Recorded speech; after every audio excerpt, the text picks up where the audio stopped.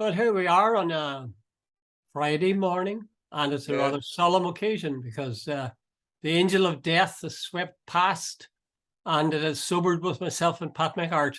We're yeah, not quite the age of Her Majesty, but we're getting on. We're getting on. How are you yeah. this morning? How are the aches and pains this morning, Pat?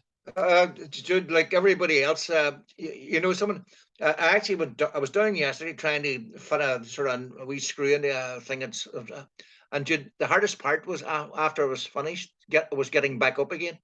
You know, I used to watch people doing it and I thought, oh God, you know the way a child can just jump up. Like Yeah. I had to grab something and then Mm, haul mm. myself up, and I was Oh, knackered afterwards. And yeah. the most knackering part was actually getting myself off the floor. Yeah. It's funny. It's a thing that I never thought of, but I find myself envying young people, normal people, striding along the street.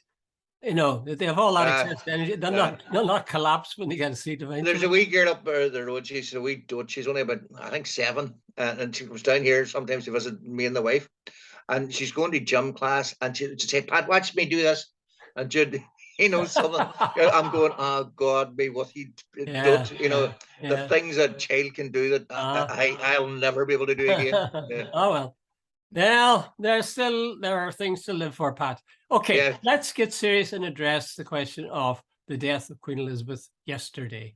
Now, maybe before we start, could we talk in more general terms, not in terms of her regard to Ireland, but just talk in general terms. The all of the channels yesterday evening, I'm sure you noticed, yeah, were filled with people talking about the service she had made to the nation over 70 years.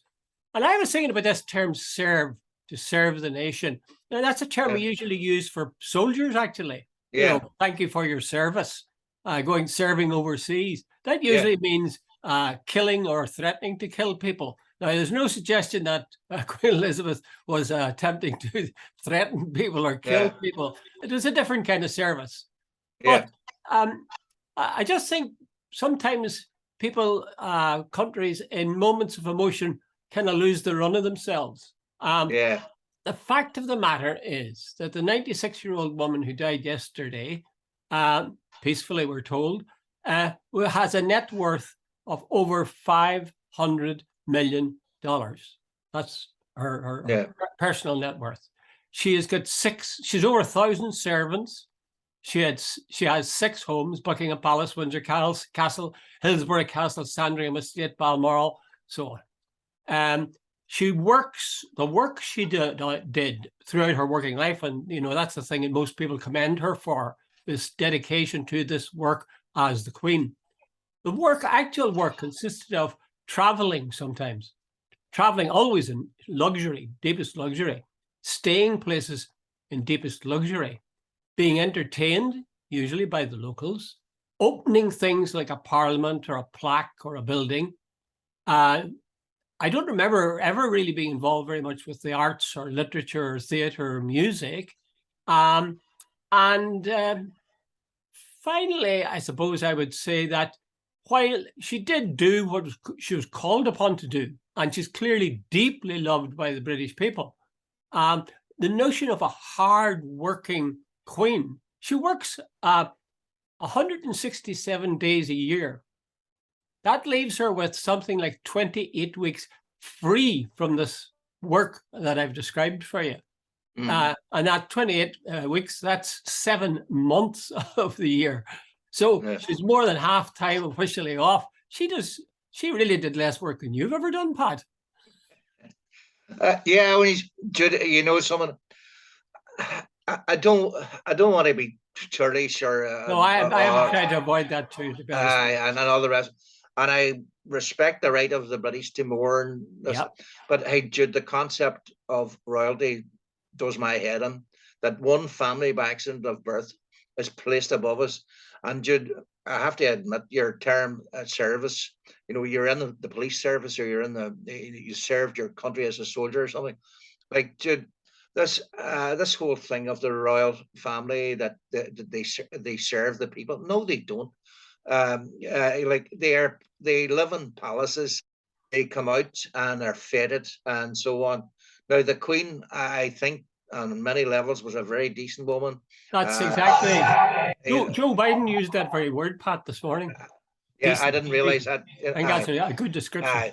And like, and she tried to do the right thing, and I presume I'll ignore your sort of wee thing about not mentioning Ireland, but you know, in relation to Ireland, Oh no, we'll talk about Ireland, yeah. Yeah, later on. But Jude, the whole thing, Jude, you're 100% right. There is no this thing that the British media, I know this fawning stuff that they're at, that the royal family are the servants of the people. Jude, that is absolute rubbish. Look, do you think for a second Prince Andrew was a servant of the people? He was an arrogant little whatever.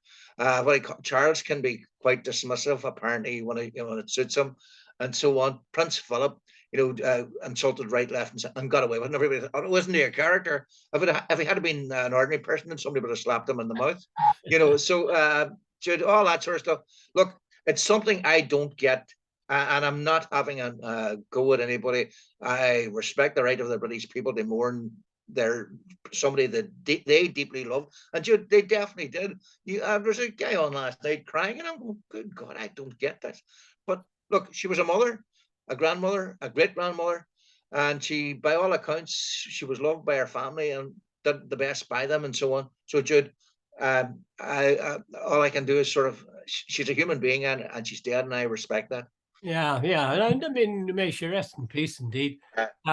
But if we're, I kept thinking about, and they did mention that with some of the reporters last night on TV, where the people were heaping up the flowers, the bouquets. Yeah. And they said, not since Diana's time. Yeah.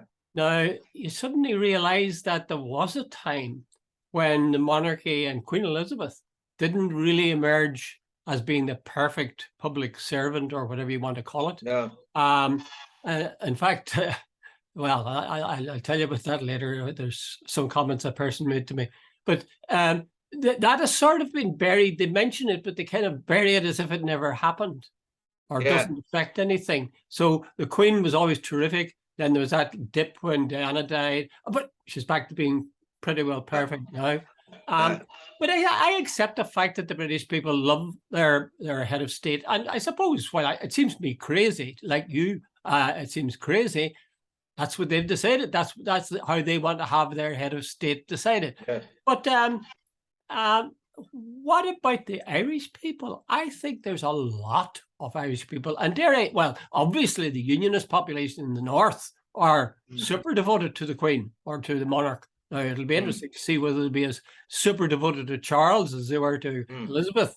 But in the south of Ireland, the Republic of Ireland, there does seem to be a truly deep and wide vein of affection and admiration and love, and even forelock tugging towards the royal family. Would I be that saying too much? Well, last night, the main part of the main news was devoted to the Queen's death. That's right. That's a head of state of another country, which is unusual. Prime time last night was totally devoted to RTE's prime time, to the death of the Queen, etc., etc. Now, Jude, right? Okay, I'm going to ignore your restriction.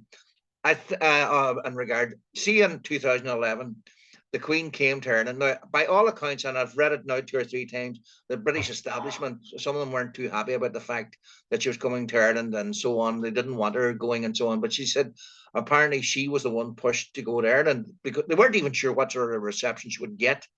And anyway, off she comes to Ireland. And you could see in the first day or so she was nervous, that she was diffident, and so on. See, by the third day, you can see it down at the English market down in Cork, that she was laughing and joking with her. And she went to Croke Park. She went to the Garden of Remembrance and bowed her head.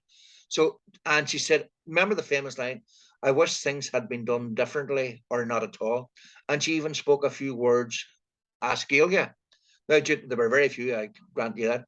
I think that was seriously significant in the sense that she couldn't apologize for the politicians or what had happened, but she was making it very clear she didn't agree with it, and that so on. And I think, Jude, there was a healing thing, a reconciliation thing. I was speaking personally, I thought, wait a minute, I've waited a long time to hear anybody say, I wish things had been done differently or not at all. And Hmm. Jude, that changed my attitude to the Queen. Well, I must say that was a phrase that resonated with a lot of people. We wish that some things had never happened or done differently or not happened at all. However, I remember 2011 very well. I was down in Dublin at the time. And I'll be honest with you, I think that was another occasion on which the Irish people lost the run of themselves. Now, I think what you say is true. She's a decent woman. She came and she made gestures that, certainly didn't trouble Irish-British relationships. It was encouraging and human and so on.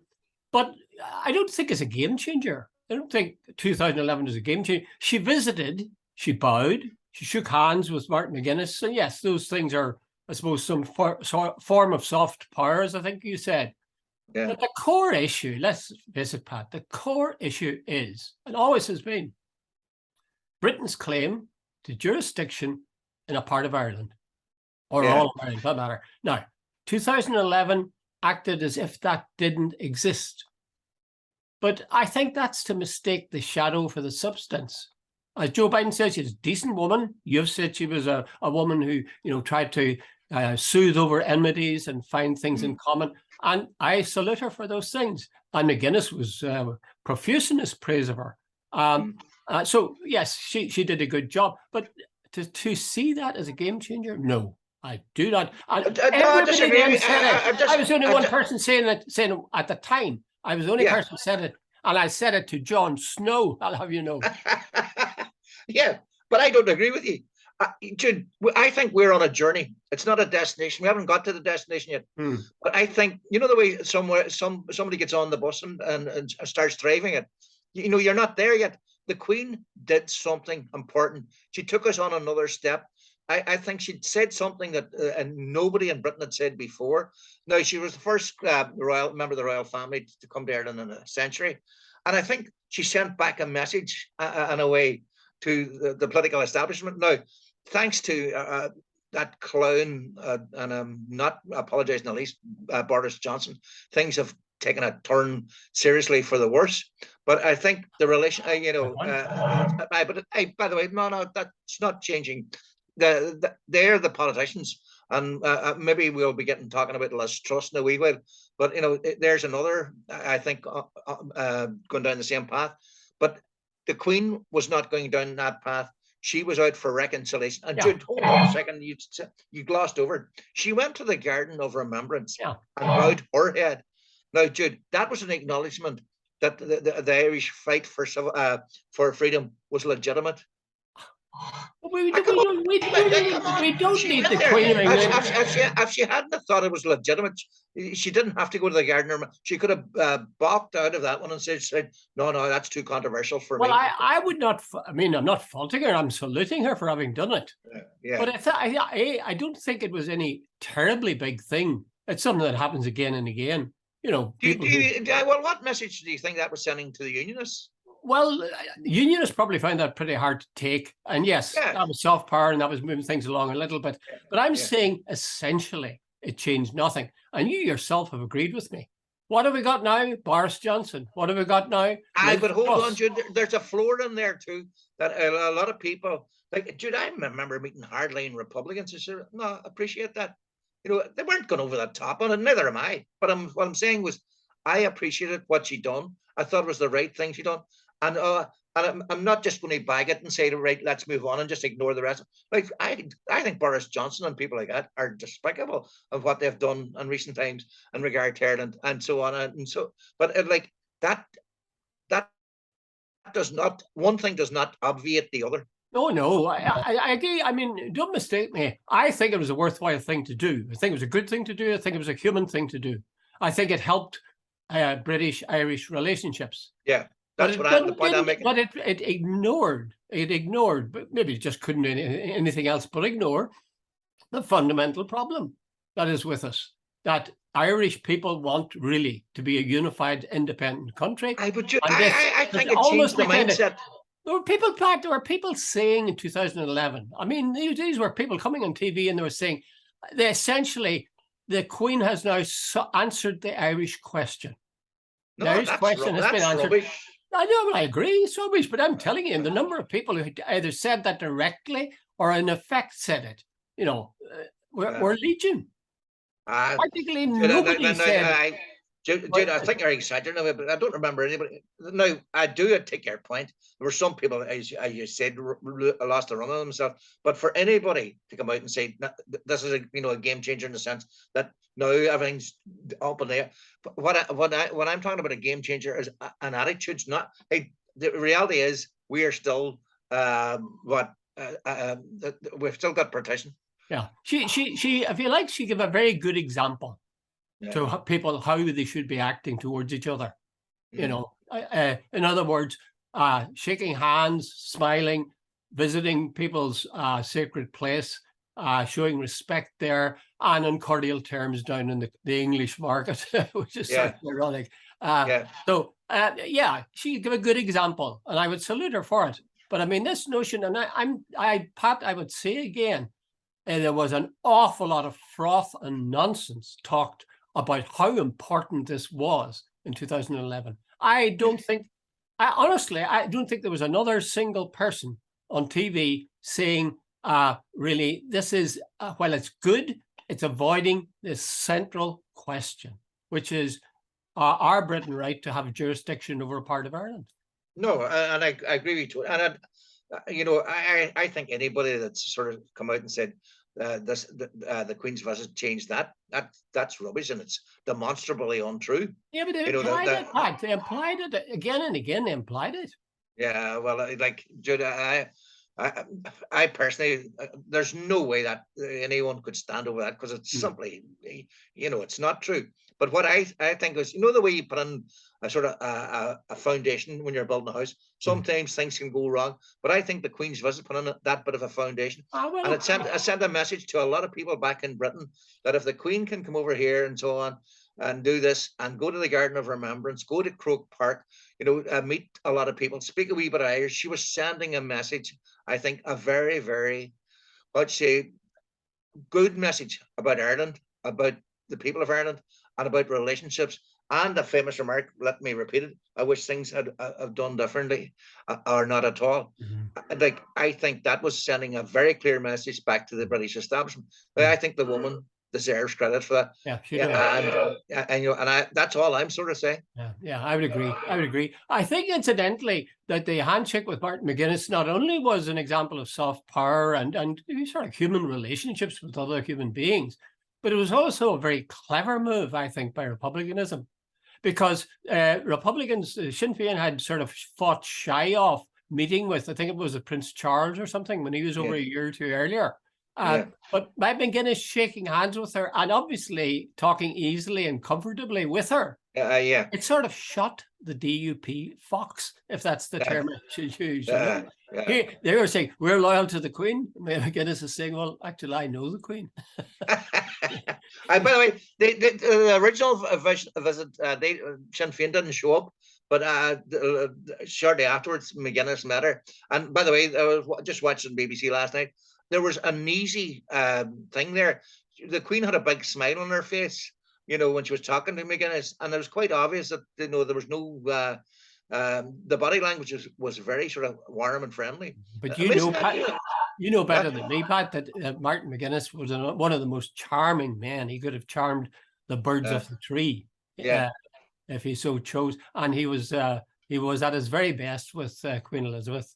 But I think that notion, it really is kind of funny, because it is the Queen. I mean, Paisley used to say, we're not loyal to the British Parliament, we're loyal to the Crown. Queen. And here's the Queen, best mates with Martin McGuinness. And, you've never seen Jeffrey Donaldson or Ian Paisley or anybody else on some terms with her. Well, Martin was standing beside Peter Robinson, and she sort of ignored Peter Robinson and chatted away to Martin. So there you go. Yeah.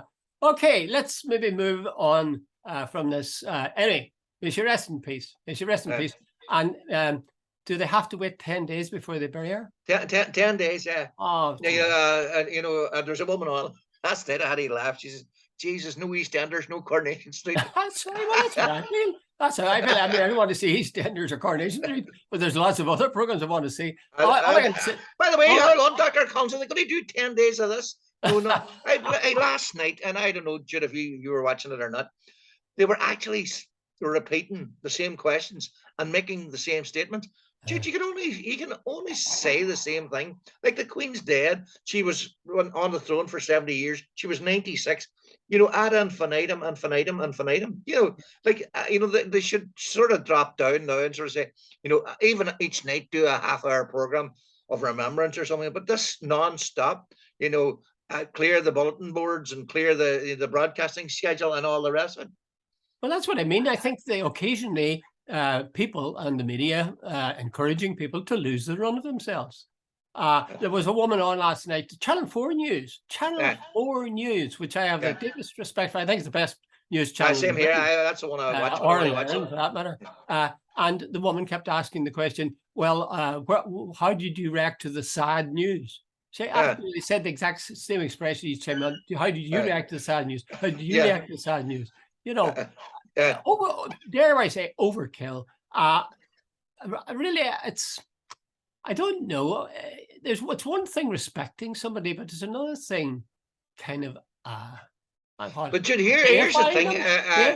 There's two or three things, of course, going on here.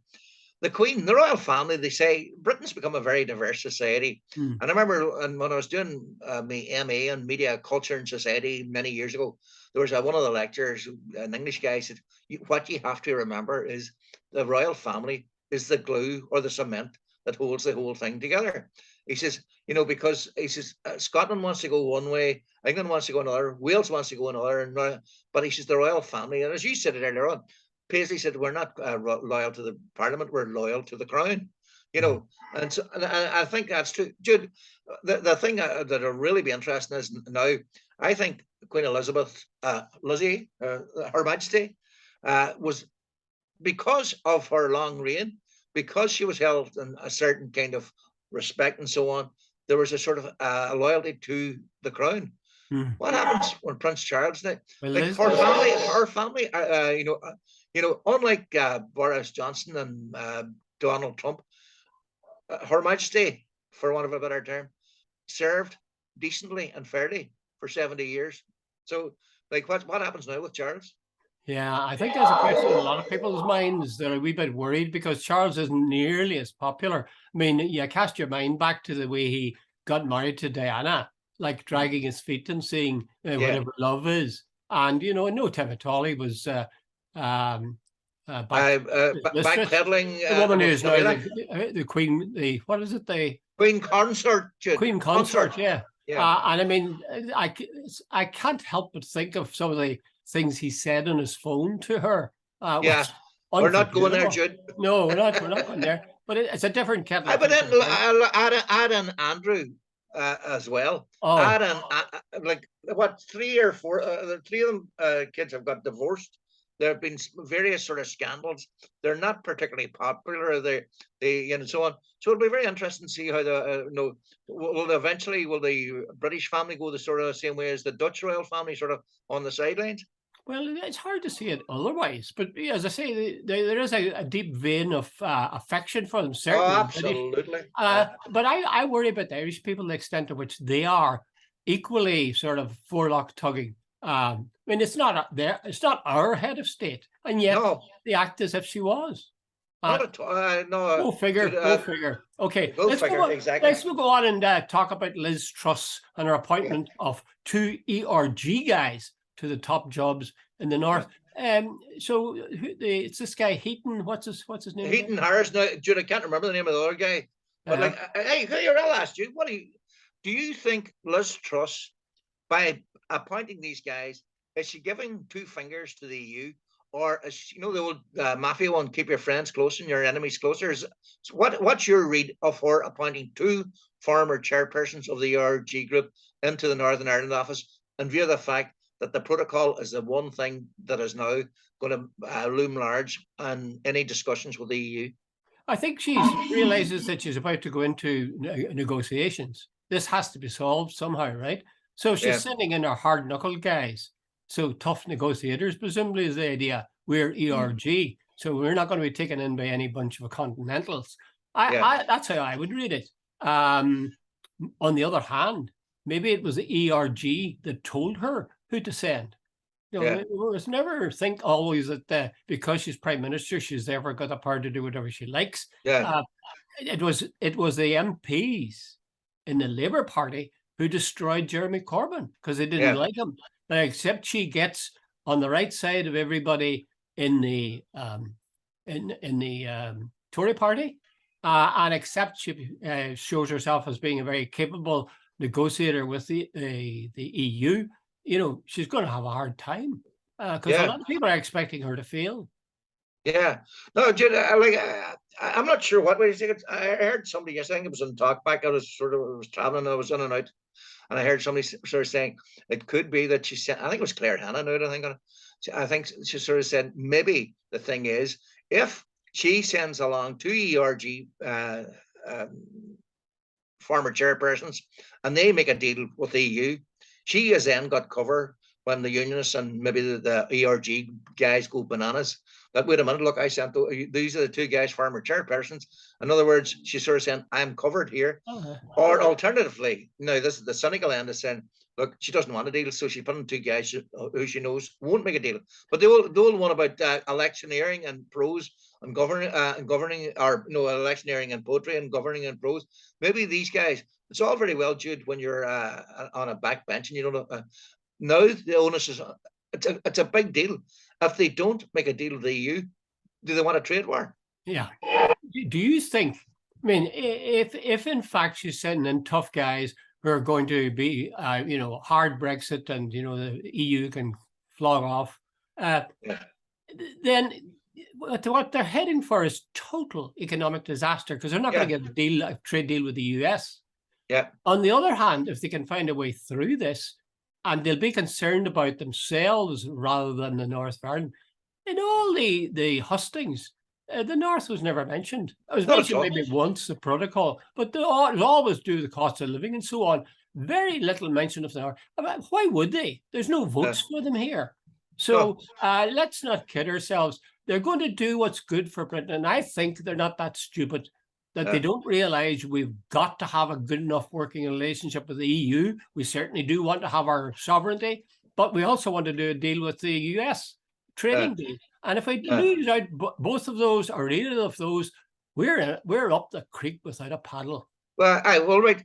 You just struck a wee chord in my brain here. On the Monday when she was elected or selected as the leader, she never mentioned Northern Ireland. Her first speech outside of 10 Downing Street, she never mentioned Northern Ireland. So you're 100% right, Jude. That's the level of the priorities in regard to for Britain than the North is. But hey, Jude, the thing that strikes me is if they don't get the DUP don't get a deal on the protocol, what then? Well, they will. I would stake my mortgage on it that they will get a deal of some kind. There'll be some signs of concession. You know, for example, this green channel and red channel. Apparently, the EU rejected this at first, but now they've come around to more or less accepting it for 80% of the goods we're coming across. So it's going to be some kind of face-saving thing like that that's going to be given to the DUP, and they're going to claim it as a victory and an indication of how good they are at putting the squeeze on the British government. So I know I don't think they're quite kamikaze pilots that they would, you know, crash everything for the sake of the DUP. Essentially, it's not even for the sake of all the politicians and the people in the 6 counties. It's for the DUP. I think not. I think not. But Judy, the other thing is, then Penny Mordaunt, your friend. Oh yes, Come back, Penny. All's forgiven. She turned the job down. Apparently, Javid turned it down, and there was somebody else whose name escapes me at the minute. Jude, you know, I said to somebody else that remember when you were told in the Republic you were getting the job as Minister for Defence. You know, it's sort of the total non-job. You were never going to be able, like, we don't have a navy and we don't have a sort of an army. We don't have, but you're the Minister for Defence. But okay, we need you geographically because maybe you're a big TD somewhere in like Donegal, but we'll give you the job. Well, I think getting offered Northern Ireland's the equivalent. Yeah. Well, it's always been the case. I mean, right back to Reggie Modeling, getting onto the plane and saying, "Bring me what a bloody awful country! Bring me a large brown one." It's certainly, but I mean, I did a piece for, I think it's Andytown News. I did it, and I was saying there's no doubt about it. The DUP in particular are like, and in fact, unionist politicians over the last century are like an abused wife. You know, they keep coming back for more. They keep coming back for more. They keep getting kicked around, slapped around, and then they go outside and then they knock on the door again. It's an odd thing. It's a very humiliating thing, and I wish to God they would come to their senses. But there you go. There you go. Okay, let's get into the question of bread and butter. Truss, as she said on Wednesday, that she was going to give 100 billion. Wow. Yeah. Is there any? It could even be north of 100 billion. Oh God, I don't know where they're going to get. Do you remember Theresa May talking about where's the magic money tree? The tree, yeah. I think they found it. They found it, yeah. This is after COVID. You know, the hundreds of billions, or the tens of billions were spent on COVID and furlough and all the rest, and now the same thing with energy.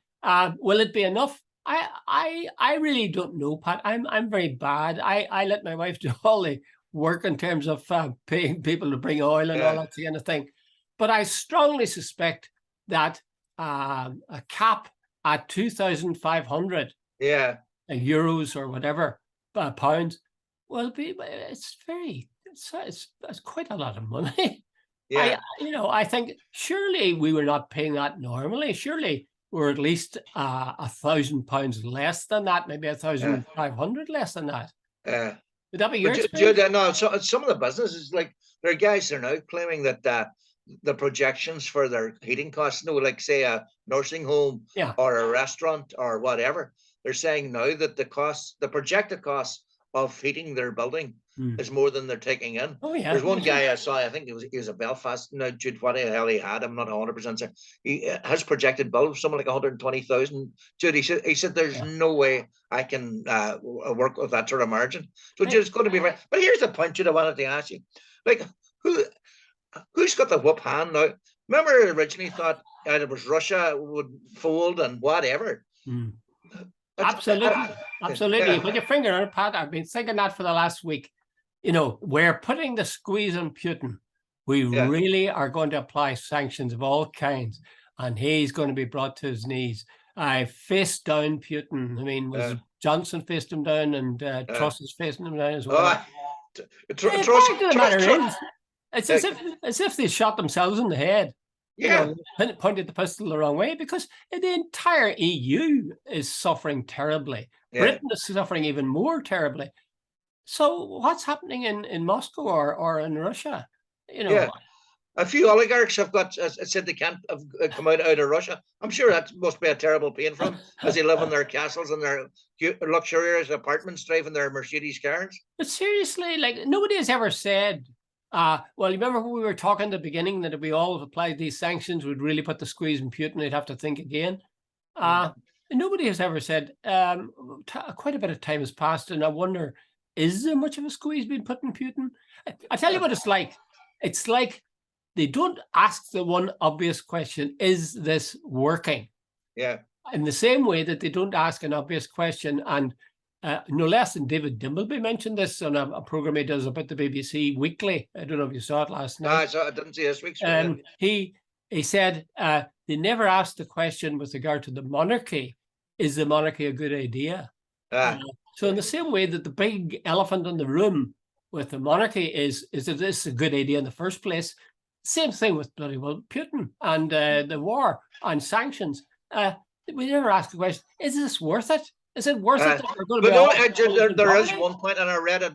Was it Germain Borrell? He's the EU, one of the main guys in the background, and he said, interdependency a couple of years ago, in Europe was thought to be a great idea. Yeah. He says, we have discovered that's not a great idea.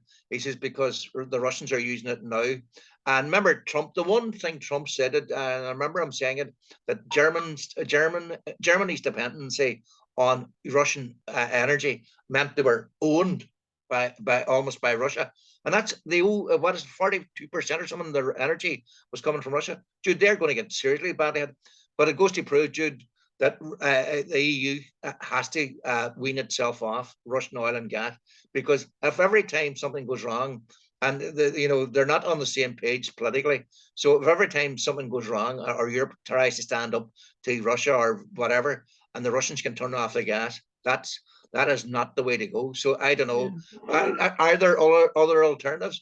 Well, I thought that the Germans made themselves so dependent on Russian gas that it was a sort of a calculated policy. And in ways it makes sense. If you think the big reason for the existence of the EU or the EEC before that was not to have war between Germany and France ever again. Yeah, it worked. Now, the thought of war between Germany and France is unthinkable, in large measure to the closeness with which they worked as part of at the heart of the EU. So I think the same thought was in the German minds with regard to Putin. And I'd say more than just German minds, that, if they're feeding us gas, if they're integrated into the economy, the whole EU system, we won't have the old problem. So I think that's what they're hoping for. But now you see, when they apply, you notice like Putin didn't cut off the gas before the Americans and the British started feeding huge amounts of weapons to the Ukrainians.